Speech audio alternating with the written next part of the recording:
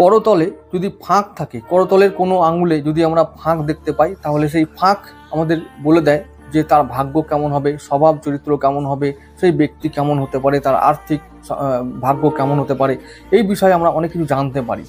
তাহলে এই যে দেখতে পাচ্ছেন করতল, এই করতলের মধ্যে কোনো আঙুলের মধ্যে ফাঁক, কোনো আঙুলের মধ্যে যদি ফাঁক এদিক ওদিক থাকে, তো সেইটা বলে দেয় যে আমরা আমাদের ভাগ্য কেমন হবে, অর্থ ভাগ্য কেমন হবে। তো আজকে আমরা শুধু এই ফাঁক বিচার করে অর্থ ভাগ্য বিচার করব।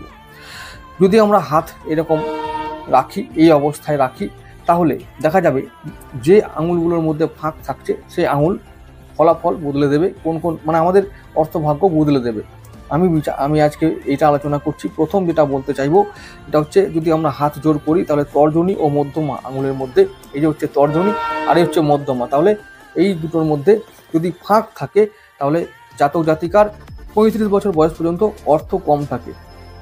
যদি এই মধ্যমা আর এই হচ্ছে অনামিকা, তাহলে এই অনামিকার মধ্যমা, এই দুটো আঙুলের মধ্যে যদি ফাঁক থাকে, তাহলে জাতক বা জাতিকা জীবনের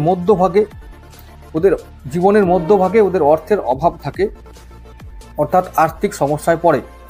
যদি অনামিকা ও কনিষ্ঠা, এই যে অনামিকা আর এই যে কনিষ্ঠা, এই দুটো আঙুলের মধ্যে যদি ফাঁক থাকে, তাহলে ওই মানুষগুলোর বৃদ্ধ বয়সে আর্থিক সমস্যা হয় বা আর্থিক মন্দা দেখা দেয়।